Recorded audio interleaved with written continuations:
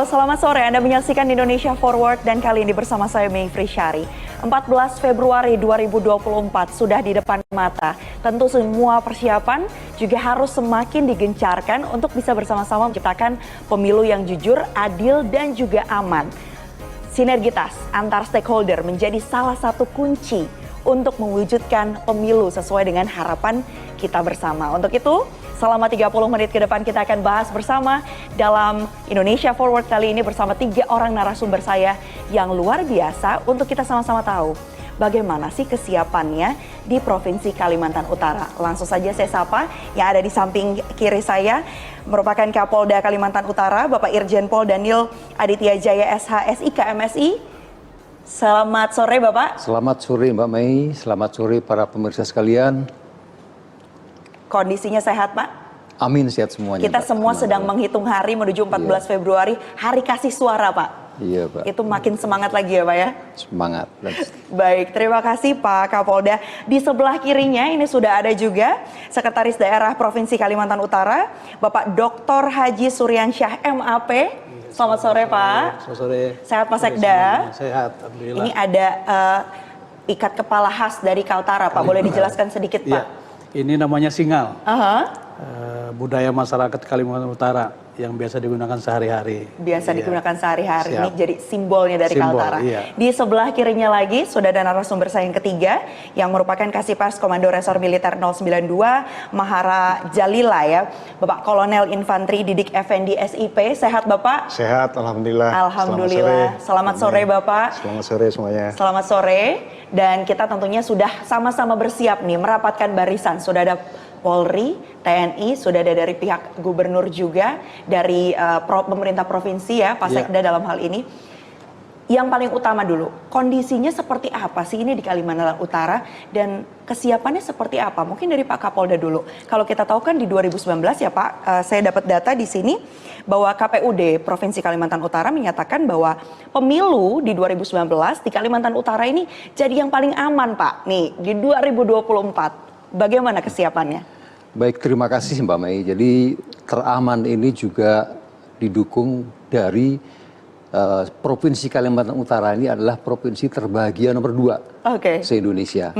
Jadi salah satu parameternya adalah toleransi yang cukup tinggi karena memang banyak sekali suku-suku ya, agama di sini ada di sini, namun semuanya bisa berjalan dengan baik bersama bersinergi semuanya. Itu pertama. Kemudian kaitan dengan pemilu 2024 ini memiliki ciri khas tersendiri karena pemilu 2024 ini dilaksanakan secara serentak. Betul Pak. Ya, sehingga memang berbeda dengan pemilu tahun-tahun sebelumnya. Ya. Demikian juga tantangan pun juga berbeda. Namun kami yakin dengan situasi provinsi dan masyarakat Kalimantan Utara yang memiliki predikat terbahagia nomor 2, kami yakin dan percaya bahwa ke depan kita bisa melaksanakan pemilu dengan aman, lancar, dan sukses. Itu harapan kita bersama. Baik, ya Pak Kapolda. Tapi kalau bicara tadi Pak, bagaimana kemudian ada sejumlah tantangan, pasti ada juga fokus-fokus daerah pengamanan Pak. Kalau di Kalimantan Utara ini fokusnya di mana saja Pak? Kalimantan Utara memiliki karakteristik tersendiri Mbak ya, karena wilayah kabupaten kota ini jaraknya itu cukup jauh dan lain pulau, itu pertama. Kemudian kita juga berbatasan dengan negara tetangga Malaysia. Betul. Ini pun juga menjadi satu tantangan tersendiri. Kaitan dengan dalam rangka pengamanan pemilu bahwa Polri, dalam hal ini Polda Kalimantan Utara, memiliki kewajiban bagaimana bisa menjaga situasi tetap aman dan kondusif di tengah karakteristik ini. Ketika terjadi dilaksanakannya pemilu, tentunya banyak TPS-TPS, banyak tersebar di wilayah-wilayah yang jauh. Inilah yang menjadi tantangan bagi kami. Namun kami tetap siap dengan tantangan itu dan tentunya dengan kolaborasi dari Pemda, TNI, dan tentunya KPU dan Bawaslu, kita bisa melaksanakan itu semuanya. Kemudian kami juga selain itu juga menerapkan sistem kemitraan, ya. Kemitraan bersama masyarakat, kemudian kerjasama, soliditas dan komunikasi dan koordinasi lebih dalam lagi bersama Pemda dan TNI sehingga tantangan untuk wilayah-wilayah itu bisa kita atasi ya dan kita bisa laksanakan sesuai dengan tahapan-tahapan pemilu.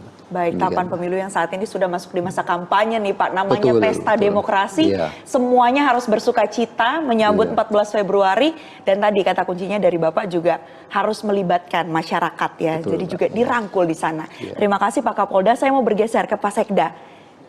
Pemerintah Kalimantan Utara, kesiapannya gimana nih Pak 14 Februari, hari kasih suara? Alhamdulillah, terima kasih Mbak Mei. Pemerintah Kalimantan Utara sudah tugas pokok dan fungsinya memang sudah siap ya. Pertama dari sisi pendanaan.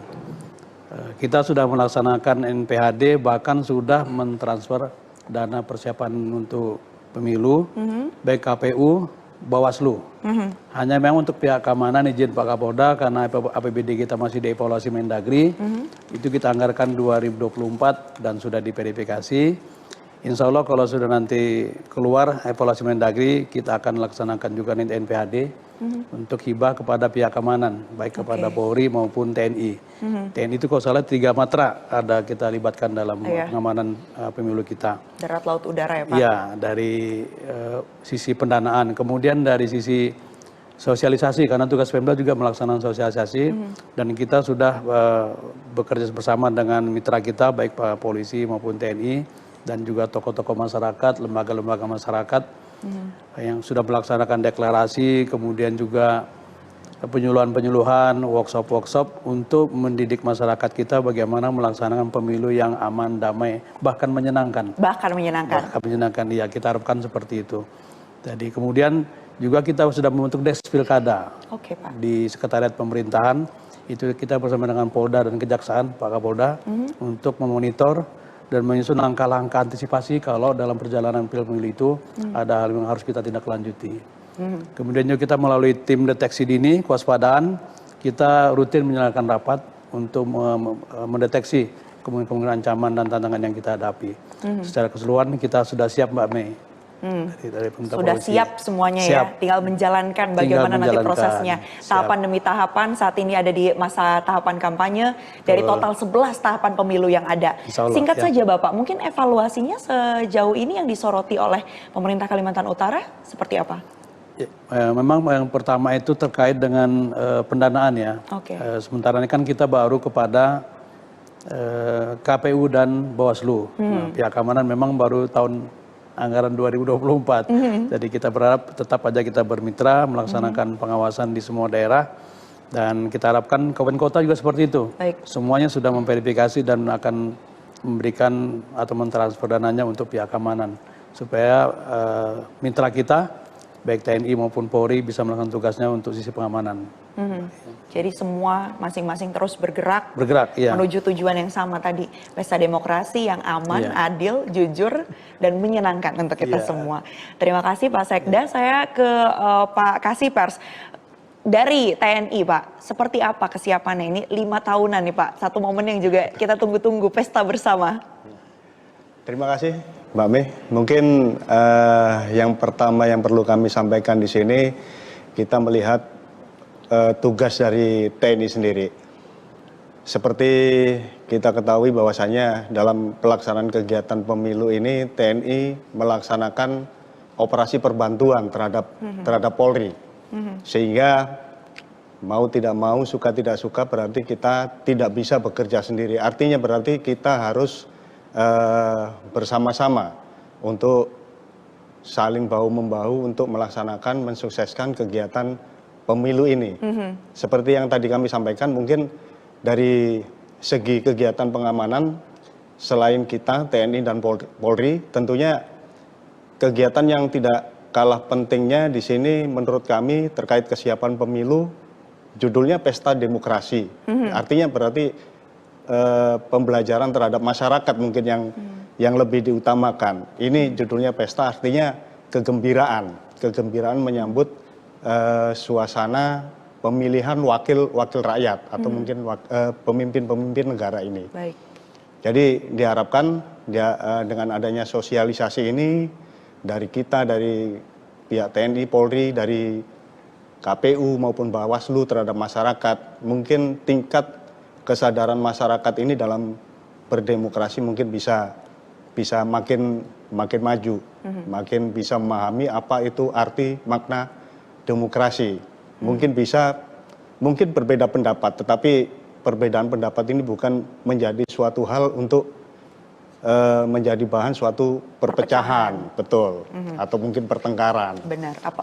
Betul, Ibu. Jadi kita TNI, Polri dengan stakeholder terkait bisa saling bahu-membahu untuk mensukseskan kegiatan pemilu 2024 nanti. Yang sudah di depan mata. Apalagi kita tahu tadi Pak Kapolda sempat singgung bagaimana kemudian Kalimantan Utara ini toleransinya juga tinggi loh. Nah itu juga harus jadi kekuatan kita ya Pak ya. Tentu setiap hal ada dua sisi, tapi gimana caranya agar terus mengembangkan potensi-potensi yang ada, berfokusnya di sana untuk mewujudkan tadi pemilu yang penuh sukacita, yang adil, aman dan juga jujur bagi kita semua. Ada sejumlah kemudian kegiatan yang juga sudah dilakukan dari Polda Kalimantan Utara Pak. Sebut saja diantaranya Operasi Mantap Bratakayaan 2023. Ada juga yang namanya Asta Siap. Bisa dielaborasi Pak Kapolda itu fokusnya di mana saja Pak? Apa saja yang menjadi fokusnya? Sebetulnya Asta Siap itu menunjukkan kesiapan dari satu kesatuan dalam hal ini Polda Kaltara. Bagaimana untuk menunjukkan parameter kesiapan dalam menghadapi pemilihan umum. Yang pertama adalah siap piranti lunak. Ini yang intinya di sini adalah seluruh direktif, seluruh acuan yang digunakan termasuk rencana operasi, terus kemudian rencana kontingensi, termasuk di dalamnya juga petunjuk-petunjuk dan arahan serta supervisi dan apa namanya asistensi itu sudah dilaksanakan dari awal.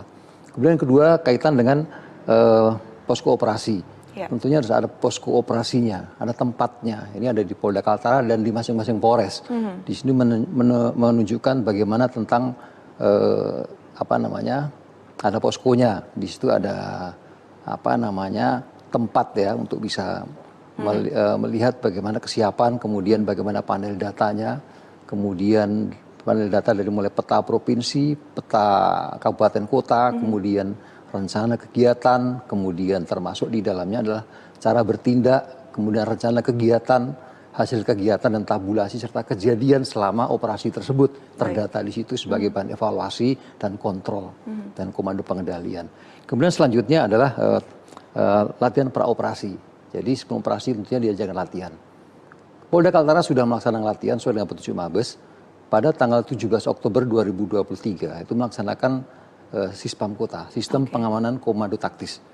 Di sini kami skenariokan dari mulai situasi landai sampai meningkat dan situasi yang kontingensi, berarti situasi yang tingkat apa namanya tingkat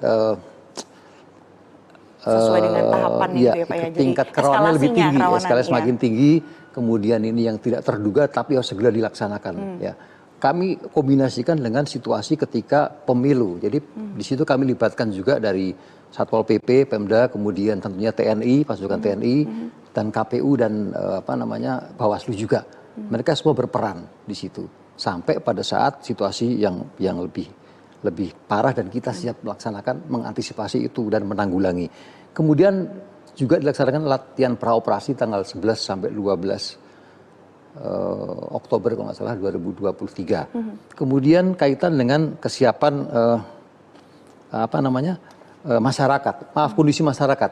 Kita juga selain itu juga menyiapkan kondisi masyarakat, bagaimana situasi kita bisa mengeliminir setiap potensi gangguan, kemudian kita juga bisa apa namanya membuat situasi aman dan terkendali melalui kegiatan seperti kegiatan rutin yang ditingkatkan, patroli diperbanyak, kemudian juga kegiatan pembinaan ke masyarakat, cooling system dan lain sebagainya.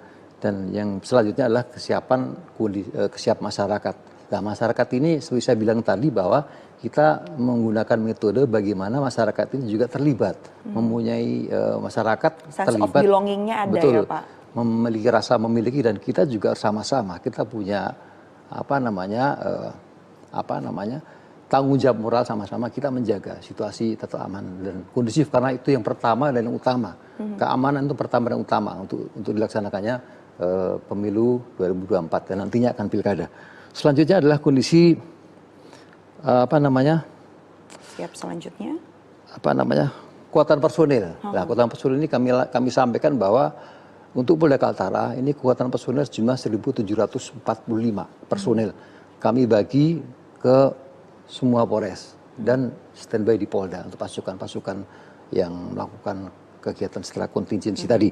Kemudian juga berikutnya adalah siap terkait dengan anggaran. Ya, anggaran itu juga tentunya tidak bisa kita abaikan, dan ini sudah mendapatkan juga anggaran dari pusat karena pemilu, dan nanti untuk pilkada seperti disampaikan Pak Sekda tadi, NPHD ini sudah kita kerjakan Pak ya, sehingga nanti ketika akan pilkada itu juga sudah siap gitu Pak.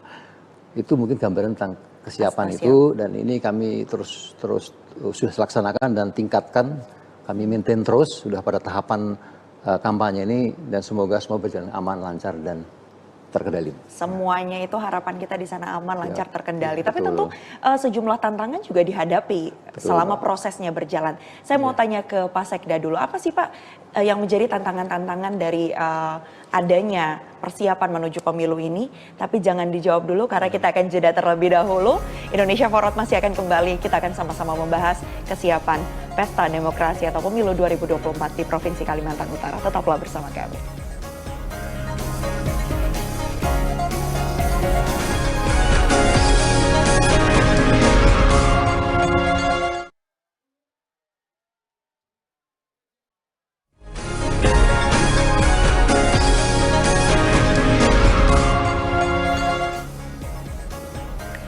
Masih di Indonesia Forward dan kita masih akan membahas terkait dengan pemilu yang jujur, adil, dan aman di Provinsi Kalimantan Utara. Tadi sebelum jeda saya sudah tanyakan ke Pak Sekda. Pak Sekda, tantangannya apa sih Pak yang ada di depan mata ini pemilu 2024? Ya, Provinsi Kalimantan Utara ini terletak di daerah perbatasan Mbak.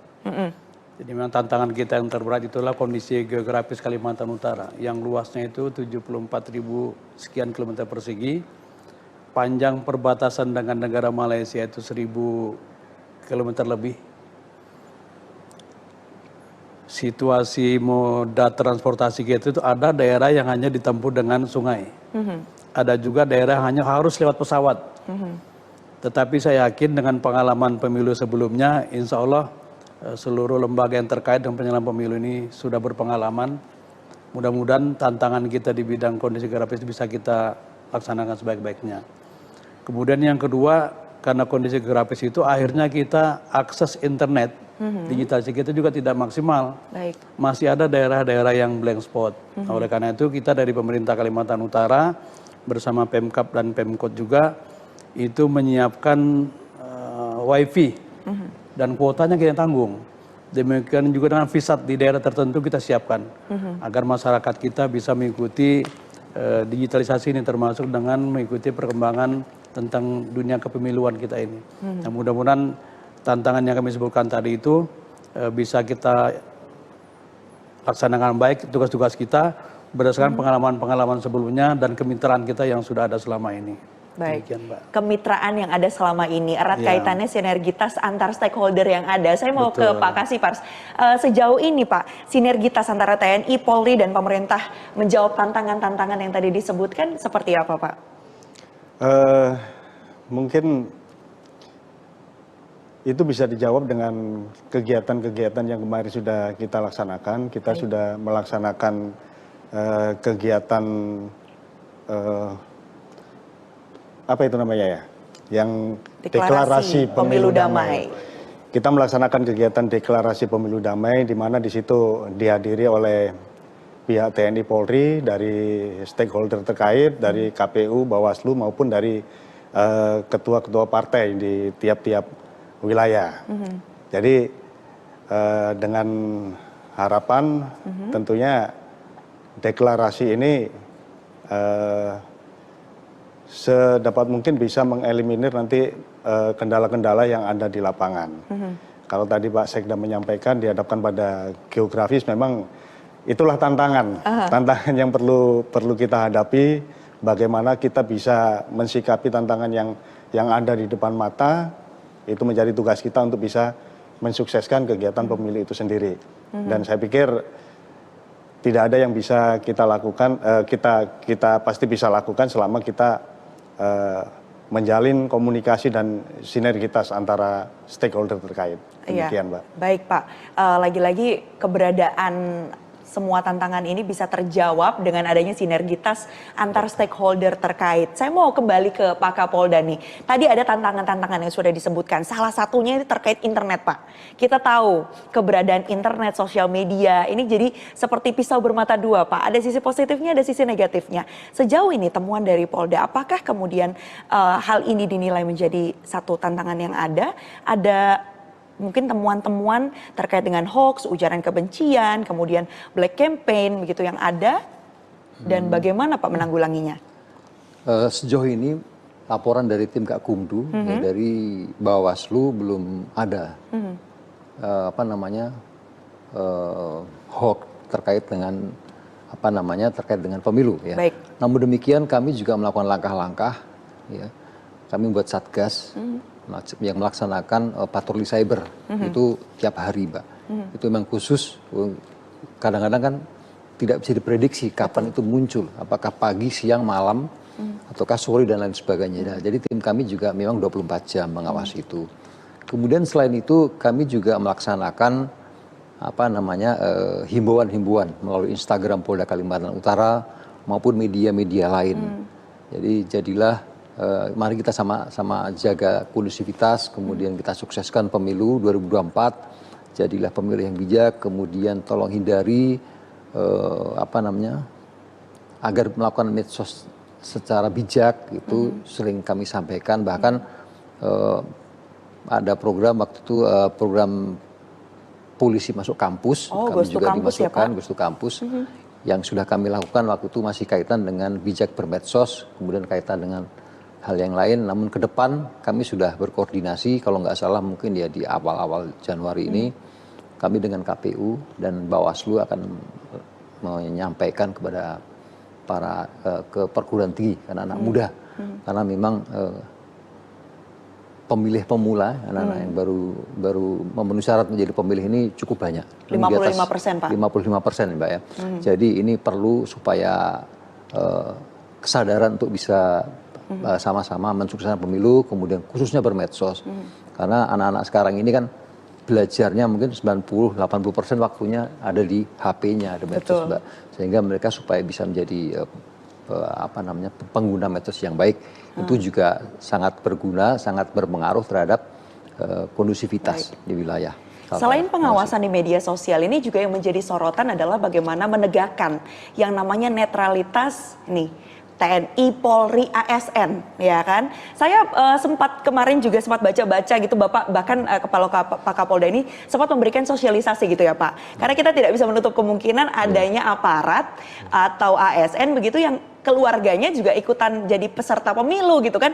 Hubungan kekeluargaan kan mungkin diputus nih, Pak. Nah, itu pendekatannya seperti apa, Pak, agar netralitas tetap terjaga untuk menyambut pemilu 2024 ini? Baik, Mbak Mei. Jadi netralitas Polri itu memang harga mati.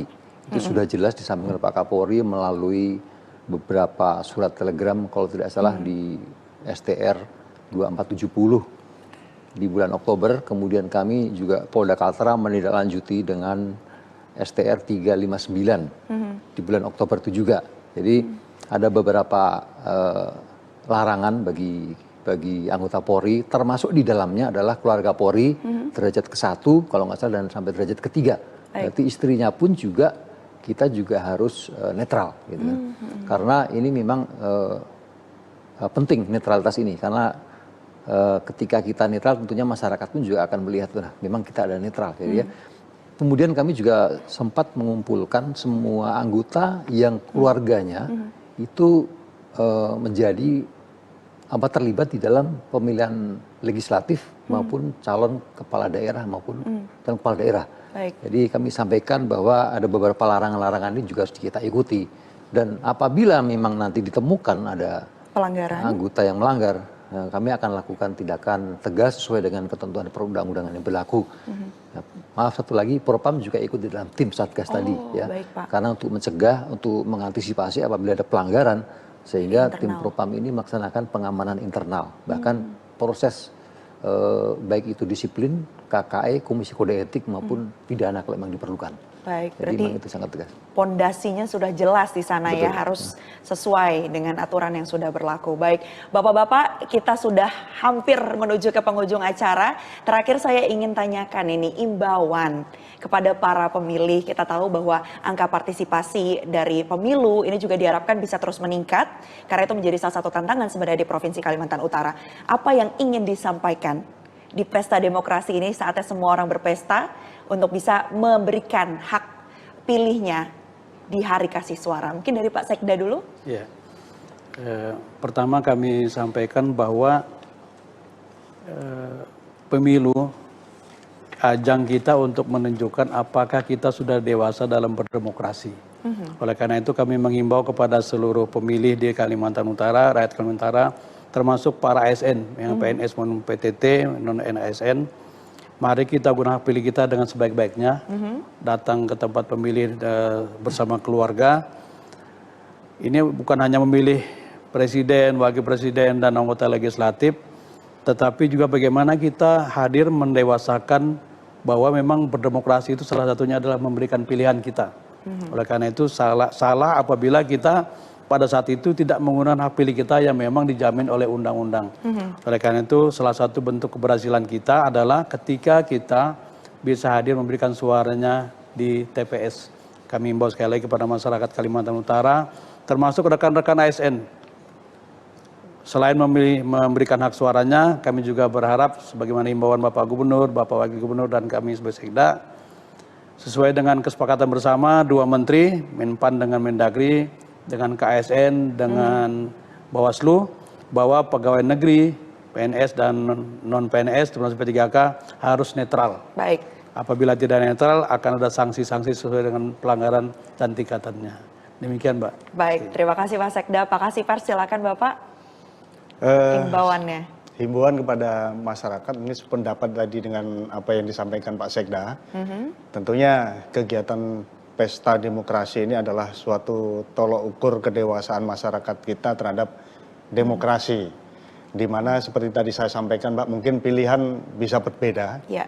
Akan tetapi mungkin dengan berbedanya pilihan ini, salah satu tolok ukur berhasil atau tidaknya adalah manakala kegiatan tersebut sesuai tadi yang disampaikan berlangsung dengan jujur, aman, dan terlaksana dengan baik.